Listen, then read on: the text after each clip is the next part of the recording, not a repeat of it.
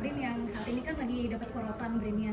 Nah, Bu Mega selaku Ketua Dewan Pengarah sudah mendengar info soal BRIN ini nggak sih, dan apa tanggapan dari Ya Bu sudah, Mega? itu akibat proporsional terbuka, di mana setiap anggota Dewan kan mendorong program-program di dapilnya. Padahal BRIN ini kan memang anggarannya kan terbatas.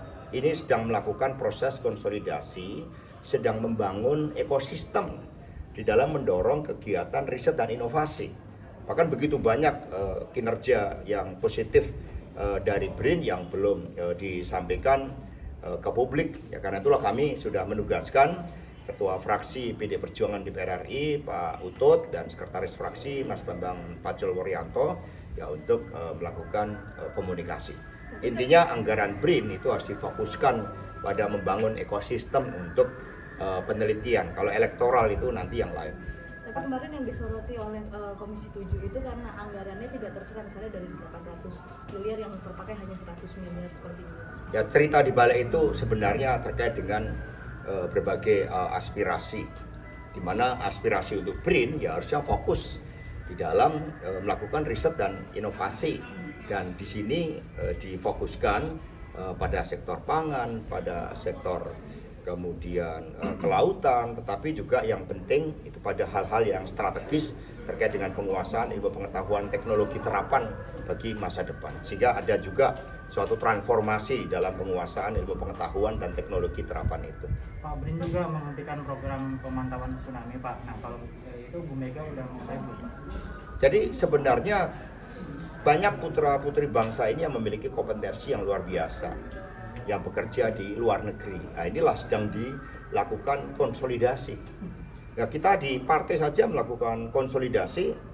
Tahun 2000 baru membentuk struktur. 2005 baru mengisi struktur dengan struktural. 2010 baru merumuskan platform dalam mengelola partai sama dan mengelola negara. Sama juga dengan BRIN. Di dalam membangun ekosistem penelitian, riset, dan inovasi, itu arahnya sudah benar.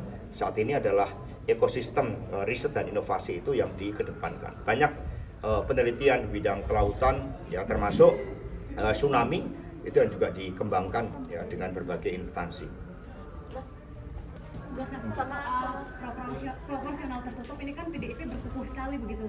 Nah, ini kenapa sih Mas, ibaratnya peluitnya udah dibunyikan, cuman mau mengubah permainan di tengah jalan gitu PDIP? Kami memberikan suatu landasan yang kokoh di dalam konsolidasi demokrasi melalui penguatan partai politik, sehingga yang bertanggung jawab itu adalah kepemimpinan kolektif yang namanya partai politik.